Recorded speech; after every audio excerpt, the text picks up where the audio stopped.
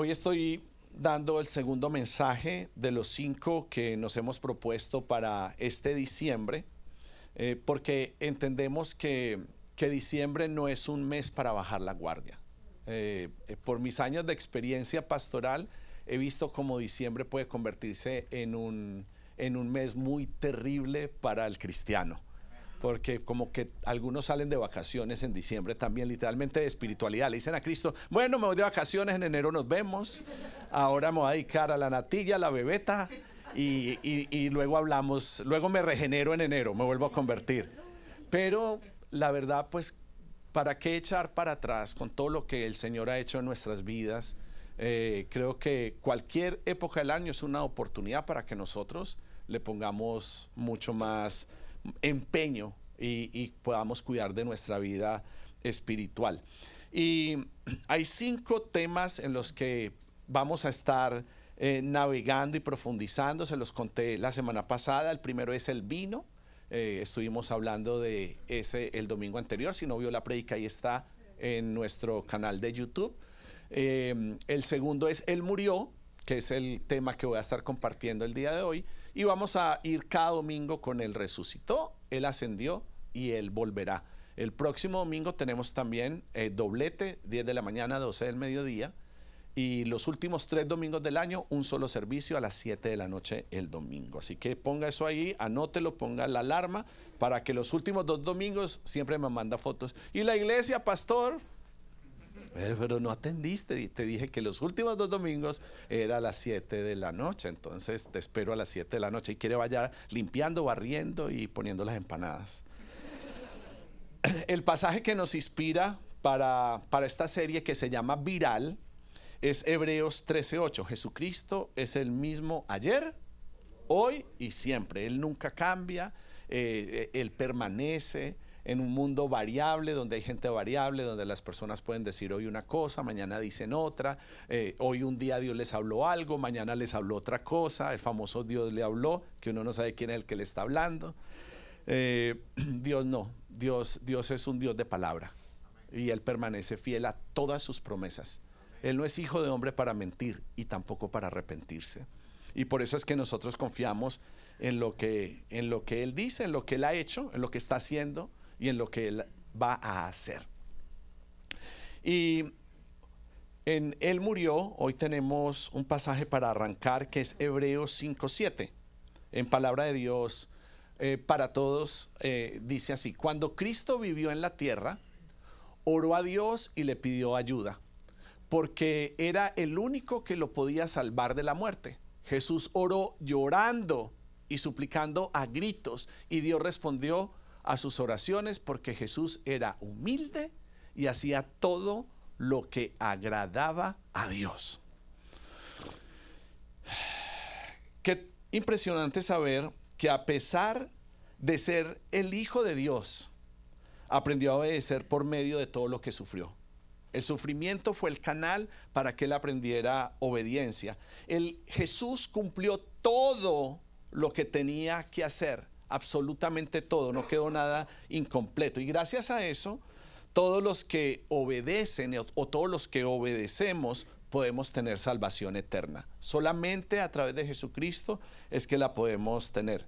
Como les venía hablando de esto, Jesús, 100% hombre, 100% Dios, estaba sujeto a las limitaciones de un cuerpo humano, pero a pesar de que tenía ese cuerpo natural, lo tenía que ser para poder hacer efectivo el sacrificio en la cruz. O sea, Él no podía simplemente ser Dios muriendo en la cruz.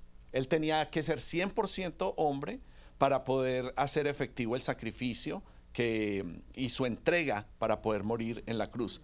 Eso quiere decir que Jesús en la cruz sí estaba sufriendo, porque uno dice, bueno, un super Dios en la cruz pues estaba simplemente ahí haciendo una actuación. No, Él no estaba actuando.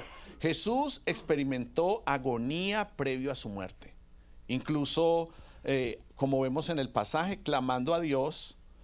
Y es que siempre obedecer hace que podamos entrar en dificultades, y mucho más Jesús y lo que representaba su muerte.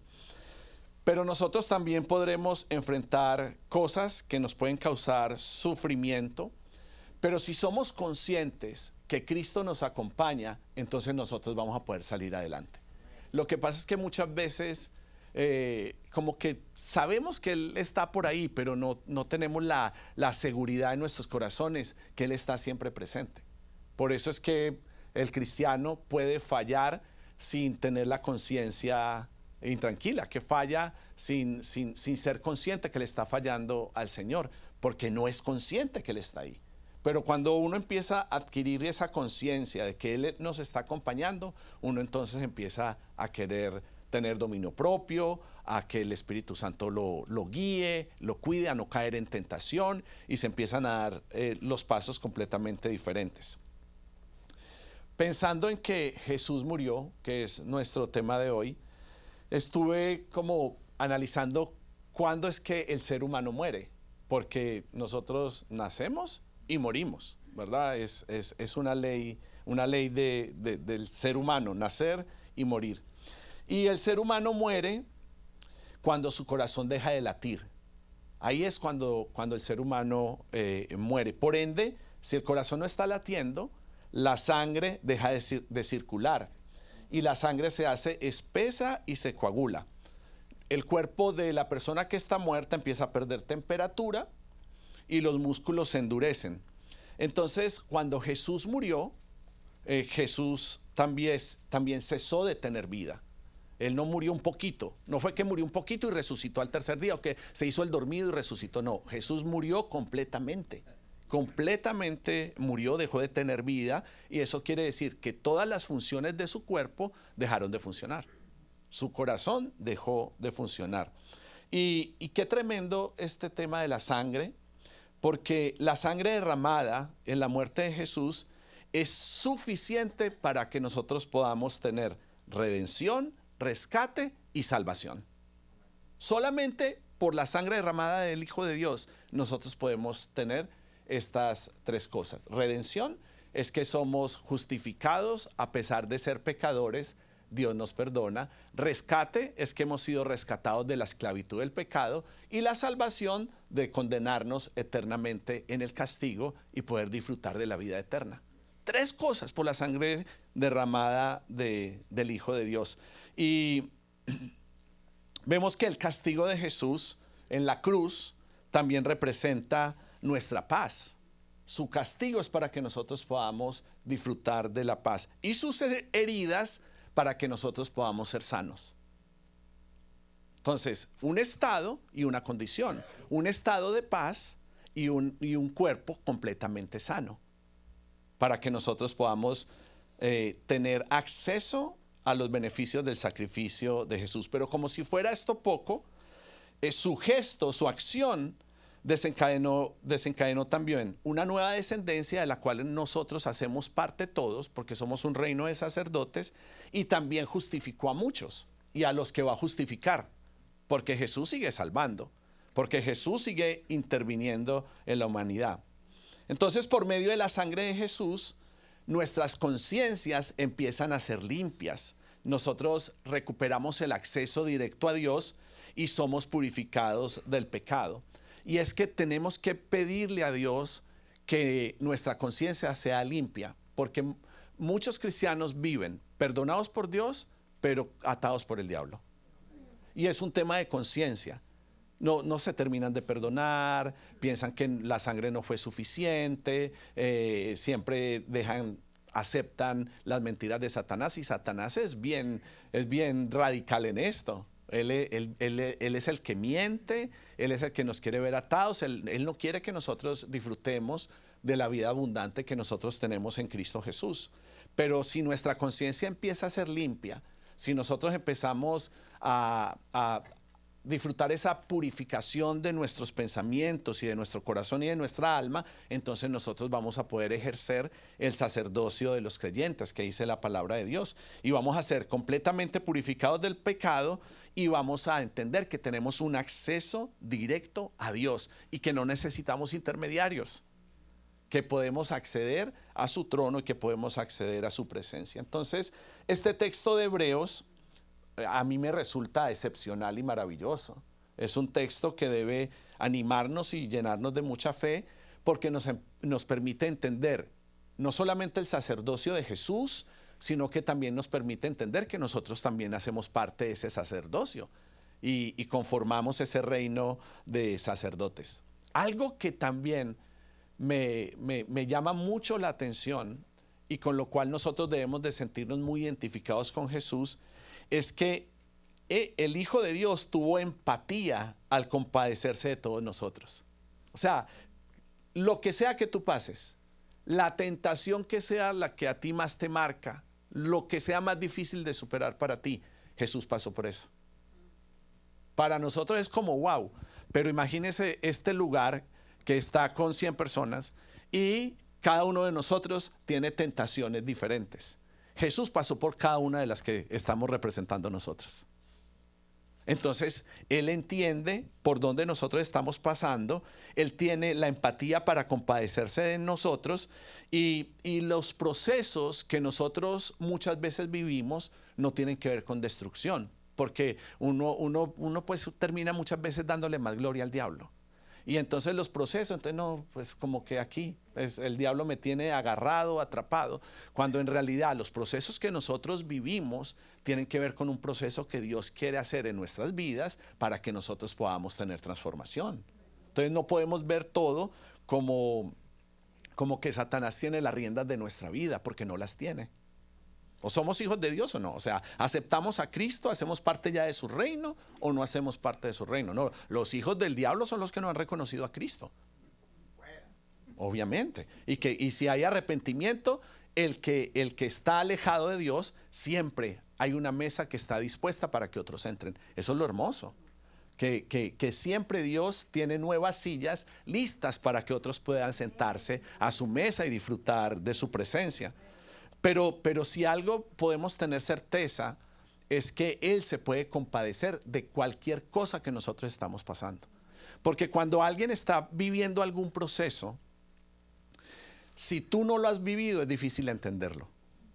Yo se los digo, porque claro, como pastor enfrento los procesos de mucha gente.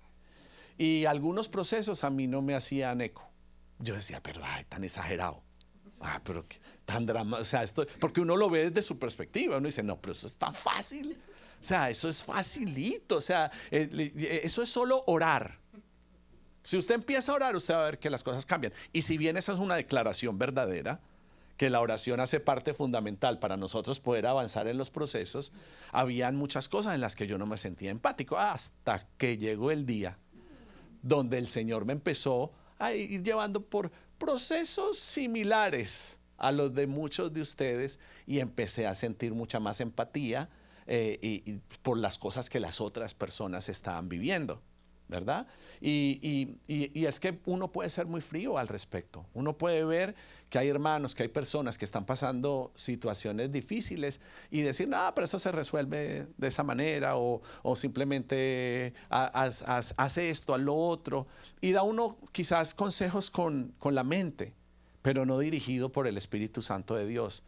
Y eso en los matrimonios también es muy importante, porque obviamente el hombre y la mujer es completamente diferente. Entonces lo que a ella le pesa, a nosotros no necesariamente nos pesa y viceversa. Y claro, pues el hombre tiene una gripa y siente que ya va a estar con la presencia del Señor. Y la mujer, pues que está acostumbrada a parir, que tiene toda la fuerza del mundo, dice, no, pues que es este sinvergüenza. O sea, por esta gripa se anda despidiendo y actualizando el testamento. Y es que todos somos completamente diferentes, pero qué lindo cuando podemos, aunque no sabemos lo que la otra persona está pasando o sintiendo, podemos tener empatía con ellos. Podemos decir, bueno, ¿cómo puedo ayudarte? ¿Cómo puedo? Así para nosotros sea sencillo cuando una persona te habla, hacerle seguimiento, ¿cómo va esto? Me contaste hace algunas semanas que orara por esto y quería saber cómo va la situación y hacer seguimiento siempre es importante, porque eso no tiene que ver solamente con el pastor, no tiene que ver, imagínate que el pastor tenga que estar pendiente de los gestos, de la mala cara, de la cara de tristeza, de la cara de feliz, y él le toque hacer todo. No, estamos entre hermanos, los unos a los otros debemos de tener el corazón para identificar, hey, viste, este está como seriecito, viste, este tiene cara amargada, viste, este no, llegó trasnochado a la iglesia el domingo. Pero uno identificar y poder decir, hermano, ¿me dejas decirte una cosa? Sí, claro, mira, es bueno acostarse tempranito el sábado. Y eso va llegando al corazón. Eso va llegando al corazón, uno se va alineando a todas esas cosas. ¿Qué es lo que Dios quiere hacer? Sensibilizarnos, así como Cristo está sensibilizado a nosotros y nuestro corazón empieza a ser procesado para que nosotros podamos cambiar de una dureza a una sensibilidad. Porque nosotros somos sensibles con nosotros o con los que nos duelen, pero con el prójimo, con las otras personas, no necesariamente.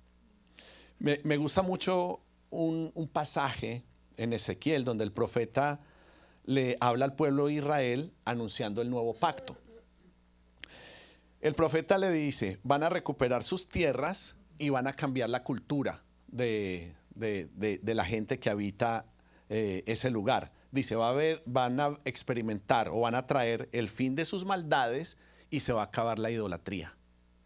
Y esa es la promesa que Dios les da. Les dice una palabra muy contundente, una palabra profética. Y lo que más me impacta es esto. Dios les dice a ellos que les dará un corazón sincero y un espíritu nuevo. Y eso es lo que Dios nos quiere dar a nosotros con su muerte. Él murió para eso.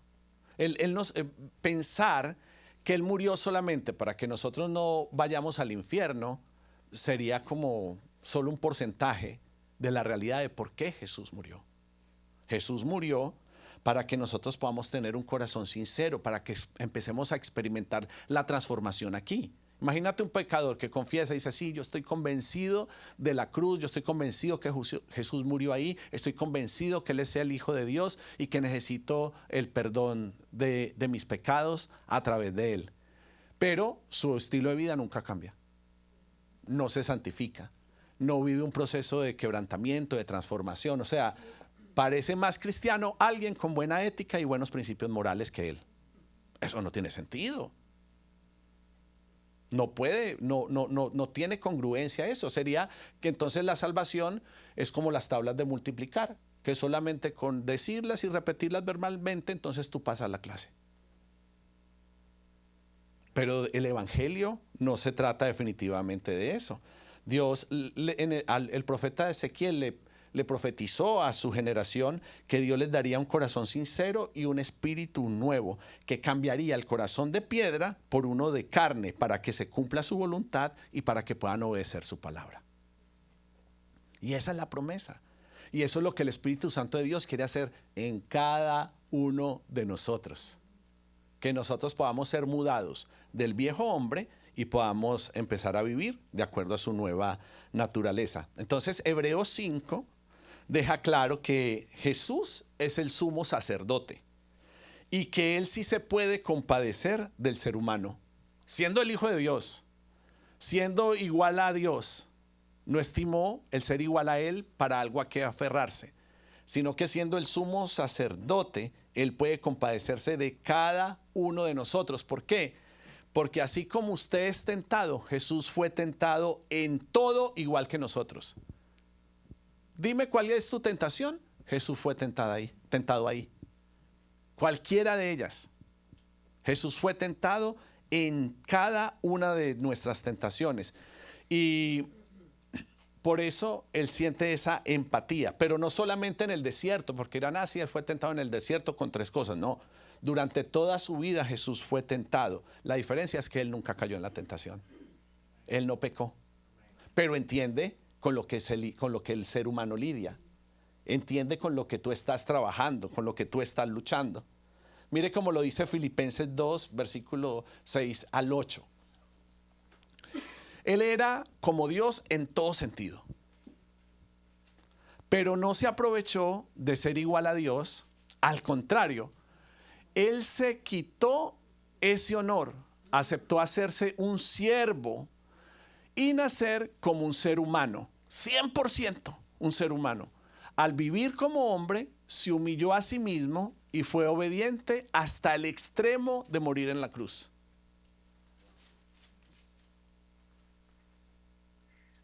Entonces, no puede haber cristianismo sin humildad. No existe. El orgulloso en la iglesia no va a prosperar. Porque si de verdad, porque Dios puede amar a un orgulloso, pero va a amar quebrantarlo para que pueda adquirir la humildad. Dios se compadece del orgulloso. Él tiene compasión por el orgulloso. Él murió por los orgullosos. Pero tú no puedes decir, no, es que yo puedo lidiar con lo que sea, pero es que yo no puedo derribar el orgullo. Porque es que el orgullo fue lo que sacó al ángel de luz de la presencia de Dios. El orgullo tiene que ser quebrantado. Y Dios usa procesos para quebrantar el orgullo. Y quiero darles una buena y una mala noticia. La mala es que todos somos orgullosos. No se ofendan conmigo. Si se ofendan, mire, eso es síntoma de orgullo.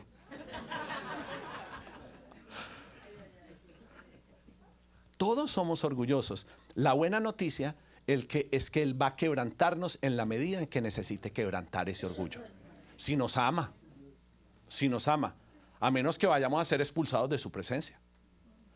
Pero si Él nos ama, nos va a quebrantar. Quebrántanos, Señor. ¿Por qué? Porque queremos ser semejantes a Él. No tenemos por qué tener miedo a eso. Necesitamos anhelar que Él quebrante nuestra humanidad, nuestro sistema caído, nuestro sistema pecaminoso, que nosotros podamos ser semejantes al Hijo de Dios. Porque Él murió para eso. Se humilló a sí mismo. Entonces, así cuando usted enfrente una situación en donde la vida es injusta, porque la vida es injusta muchas veces, piensa en Jesús. Y Él se humilló a sí mismo. Entonces, si usted es de los que siempre están reclamando sus derechos, debemos de aprender a poner nuestros derechos de lado para poder pensar en los demás, en el bien de los demás. Tu bien a costa de mi muerte. Otro nivel. Esta prédica no está muy nice, ¿verdad? Es que está difícil eso. Tu bien a causa de mi muerte. Es otro nivel para cada uno de nosotros. Tener una actitud diferente cuando nos relacionamos con las personas, servir. Y es que si decimos seguir a Cristo, también debemos anhelar vivir con el propósito que Él vivió. Ese debe ser nuestro anhelo. Tener esa actitud humilde que no busca recompensa, que no busca reconocimiento por lo que nosotros vivimos o hacemos. Porque tampoco podemos vivir un cristianismo donde todo lo que hacemos tiene que ver con un canje para saber qué es lo que Dios nos va a dar. Porque eso se llama idolatría. Y no funciona en el cristianismo. Yo creo que te iría mejor en la santería. Pues si ese va a ser tu estilo, te iría mejor irte por otro lado, porque en el cristianismo no va a funcionar.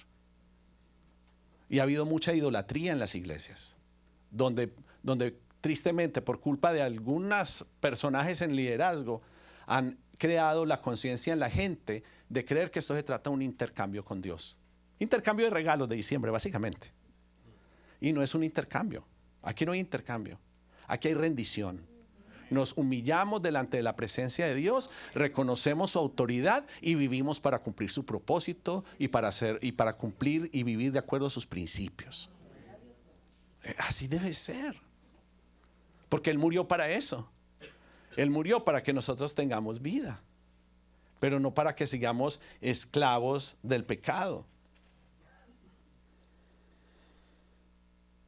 Entonces, si Él murió, me pregunto hoy, ¿qué llevó a Cristo a venir a la tierra y morir por nuestros pecados? ¿Qué es lo que lo motivó a Él? ¿Cuál fue su motivación? Porque ¿qué necesidad tenía? O sea, Adoración no necesita porque tiene toda la adoración allá. Los ángeles le adoran sin parar. Definitivamente no se puede explicar con razones humanas o pensamientos humanos. Porque si intentamos responderlo con nuestra propia sabiduría, pues nos vamos a equivocar. La única razón por la que Él vino es por amor y para que se pudiera hacer y cumplir la justicia de Dios. ¿Cómo el Todopoderoso, Creador del cielo y de la tierra, lo que vemos y lo que no vemos, se ha compadecido de cada uno de nosotros y quiere que nosotros podamos salvarnos? Porque Él podía haber hecho otro tipo de diseño, pudiera haber hecho otra cosa, pero Él tomó la decisión de morir para que nosotros tengamos vida. Pues muy diferente a nosotros, que ante la primera falla abortamos al otro. Yo sé que por mucho menos tú das la espalda. Pero Él, sin importar nuestro pecado, decidió morir para que nosotros podamos ser perdonados. De tal manera amó Dios al mundo que ha dado a su único hijo. Lo único, lo más preciado que tiene Dios es su hijo. No hay nada más preciado para Él. Es Dios. ¿Qué puede valer más en su corazón? Y Él entregó a su hijo. También la justicia de Dios, porque era necesario que se pagara el castigo que nosotros merecíamos recibir por causa del pecado. Eso quiere decir que Él es el justificador de cada uno de nosotros por la fe que hemos puesto en Jesús. Y es que el perdón se recibe a través de la fe. No hay otra forma en la que un ser humano se pueda salvar de sus pecados. Solamente por la fe podemos ser redimidos y reconciliados con nuestro Dios y Padre. Pastor, y entonces si Él murió, porque quiero que sepan algo, Jesús murió por el pecado, no solo por tus pecados y mis pecados, Él murió por el pecado. Pero esta muerte se hace efectiva únicamente en aquellas personas que aceptan el sacrificio de Jesús y reciben perdón de sus propios pecados. Porque o si no, entonces el pecador que nunca reconoció a Jesús, entonces sería salvo, porque Jesús murió por el pecado. Y no es así. Él murió por el pecado, por todo el pecado, pero se hace efectivo en cada uno de nosotros cuando por fe aceptamos su sacrificio para nuestra propia vida y para nuestro propio perdón. Tristemente uno no puede aceptar el sacrificio de Jesús por otros, como la iglesia tradicional algún día lo intentó. Dijo, no, bueno, si usted paga un billetico, entonces usted va a salvar del infierno a su mamita, a su abuelita, porque pobrecitas, ellos no pudieron confesar a Jesús. No. Tú no puedes confesarlo por otro.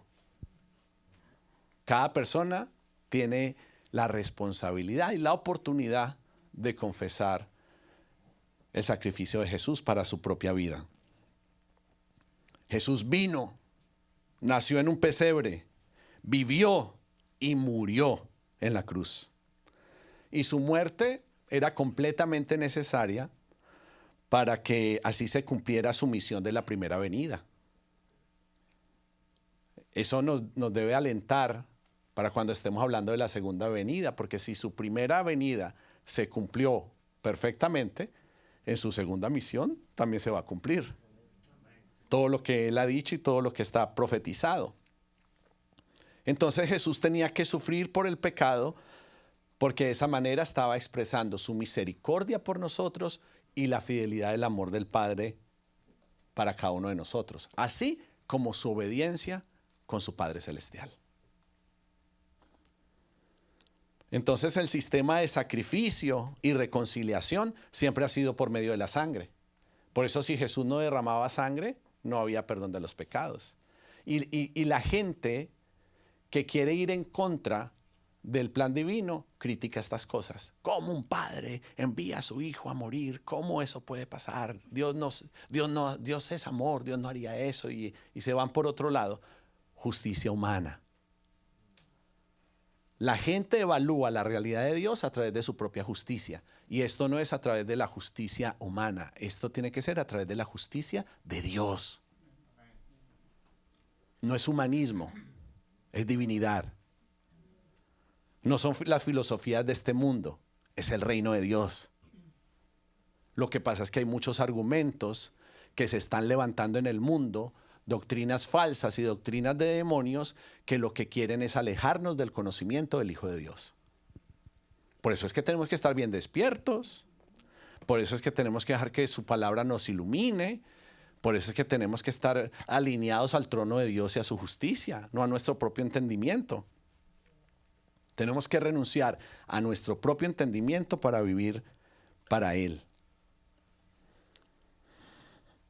Entonces, por medio de ese sistema de sacrificio y reconciliación, cuando Jesús derramó su sangre, Él nos pudo limpiar de los pecados.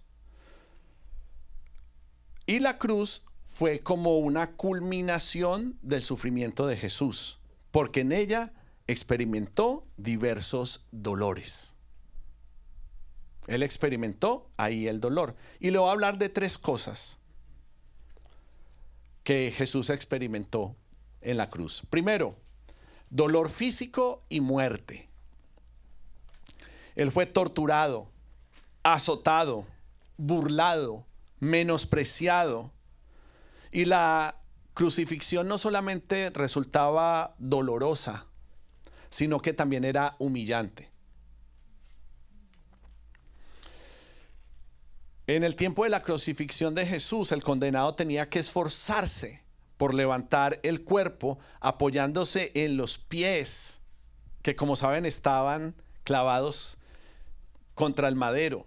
Y eso era extremadamente doloroso, porque tenía que poner la presión de sostener el cuerpo en sus pies que estaban atravesados.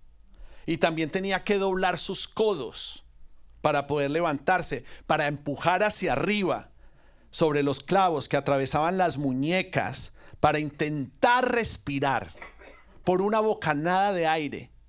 Por una bocanada de aire él tenía que esforzarse tanto. Y uno se queja en el gimnasio. No, eso sí era esfuerzo para poder tomar una bocanada de aire, pues la presión del cuerpo empezaba a provocar asfixia y sofocación. Era tan humillante que en muchos casos los crucificados podían sobrevivir varios días, y por eso lo hacían, porque querían que el condenado sufriera. No, hoy por hoy hay algunos lugares donde el que es culpable y la sentencia es muerte le ponen una inyección letal, no sufre nada.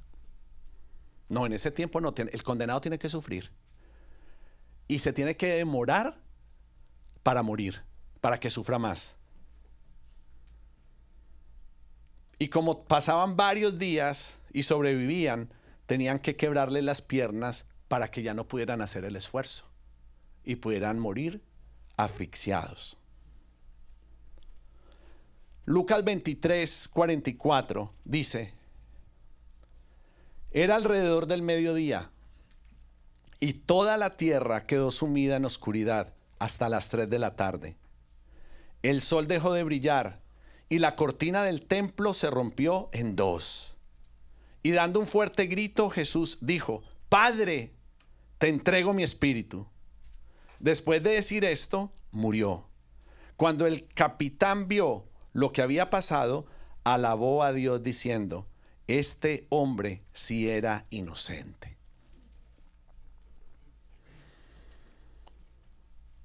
El templo, en los tiempos de Jesús, la sinagoga, tenía 3 partes principales. Los atrios, que era el lugar donde todos tenían que estar. El lugar santo, que era solamente para los sacerdotes que servían. Y el lugar santísimo, en donde se encontraba el arca del pacto y la presencia de Dios. Cuando Jesús murió, el velo que se rasgó era lo que impedía que el lugar santísimo estuviera a la vista. Lo que estaba oculto a los hombres se rasgó para que todos pudieran ver. Él murió y también desapareció la barrera entre Dios y el hombre. Ya no hay barrera. Ya no se necesitan intermediarios. Él murió para que nosotros podamos estar cerca del corazón de Él. Por eso tenemos que valorarlo, por eso tenemos que buscarlo, por eso necesitamos tener intimidad con Él, por eso necesitamos esforzarnos para poder seguir relacionándonos con Él, leer la palabra, buscarlo intensamente. Lo segundo es el dolor de cargar con el pecado. Lo primero que fue dolor físico y muerte. El segundo es dolor de cargar con el pecado. Jesús tenía que sufrir con el dolor psicológico de estar cargando la culpa de nuestros pecados, porque Él era santo, Él es santo, y todo lo que Él aborrecía estaba siendo derramado sobre Él. Es como que supongamos que el pecado está representado en la aguamasa con la que se alimentan los cerdos. ¿Sí saben qué es eso, verdad? Y supongamos que el pecado está derramado en esa aguamasa o estiércol, que hay una caneca llena de estiércol que representa el pecado. Jesús, siendo santo, siendo puro, estando limpio, tuvo que soportar que todo eso se vertiera sobre Él. No solo los latigazos, no solamente la corona de espinas, no solamente que le clavaran sus manos y sus pies, no solamente lo físico, sino lo psicológico de saber que tus pecados y mis pecados estaban siendo derramados sobre Él. Y Él tuvo que lidiar con todo eso.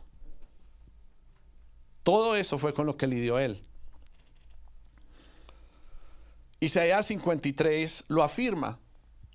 Todos nosotros nos habíamos perdido como ovejas.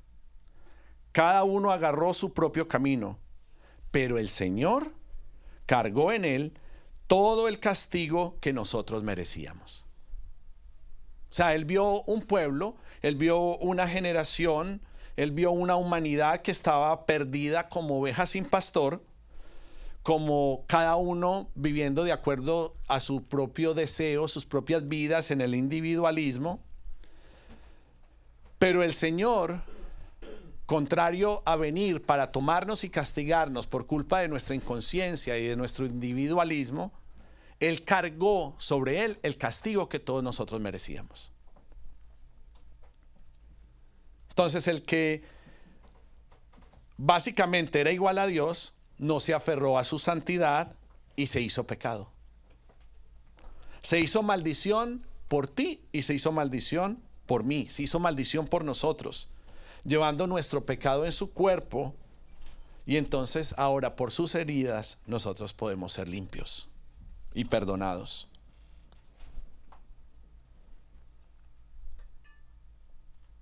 Y es que el Hijo de Dios tuvo que experimentar diversos dolores. El primero, dolor físico y muerte. El segundo, dolor de cargar con el pecado. Y tercero, dolor de cargar con la ira de Dios. El hecho de que Jesús haya cargado por la culpa de nuestros pecados significa que Dios el Padre derramó su ira sobre Él y contra el pecado, a pesar de la injusticia que se estaba cometiendo. Y Él tuvo que lidiar con todo eso. Jesús sabía muy bien lo que estaba a punto de acontecer antes de su muerte. Y por eso en Mateo 26 quedó reseñado cuando dice que caminó un poco y se postró rostro en tierra y oró así: Padre mío, este es Jesús orando, es posible, si es posible, no me dejes tomar esta copa, la copa de la ira. Sin embargo, no hagas lo que yo quiero, sino lo que quieres tú. por esa obediencia, nosotros podemos adorar a Dios. Y eso es tremendo, y se lo digo a los que Dios está levantando en oración, en intercesión en la casa, a la gente que le gusta orar. El Señor nos ha dado muchos tipos de oraciones durante todos estos años, pero yo aquí identifico una oración de la cual hasta el momento nunca habíamos predicado en la iglesia. Arde, y es la oración dócil. Jesús nos enseña la oración dócil, porque vivimos en un sistema donde cuando oramos pareciera que le estamos dando órdenes a Dios. Y todo esto de los decretos y todo esto, entonces estamos diciéndole a Dios lo que tiene que hacer, como que usamos la oración para aconsejar a Dios. Y es absurdo, porque la oración nos tiene que alinear con su corazón para nosotros poder entender la voluntad de lo que está pasando. Y ciertamente la Biblia dice que si nosotros pedimos, Él nos da, y que con la oración podemos atar y desatar. Eso yo lo sé, y eso lo entendemos, y eso lo creemos. Pero la oración nunca va a ser para que Dios cambie de parecer si Él ya decidió hacerlo de alguna manera. Y la oración nunca es para darle órdenes a Dios, como se las damos a nuestros hijos, o como se las damos a un empleado, o como se las damos a otro tipo de personas. La oración dócil refleja que Jesús no intentó rebelarse contra la voluntad del Padre. Cuando Él oró a Dios, se postró en tierra. Eso significa que Él estaba humillado, que Él se humilló como siervo, como entendiéndose menor y mínimo, y le dijo: Padre, si es posible. Él no intentó doblar la mano de Dios. Él dijo: si es posible que lo hagamos de otra manera, si fuera posible. Pero si no hay otro camino para que se cumpla tu plan, que no sea la muerte, que se haga tu voluntad y no la mía. Si vine a este mundo para sufrir, entonces que venga el sufrimiento sobre mí. Y esta oración dócil, Jesús reiteró su deseo de hacer la voluntad de Dios, porque es un compromiso. Y dice: ¿sabes qué? A pesar de que me duele, a pesar de que tengo miedo, a pesar de que esto es agónico, a pesar de que esto es humillante y doloroso psicológicamente, corporalmente, a pesar de todas estas cosas, yo deseo hacer la voluntad de Dios. Y esta oración también nos confirma su terrible sufrimiento y agonía al tener que pagar por el pecado.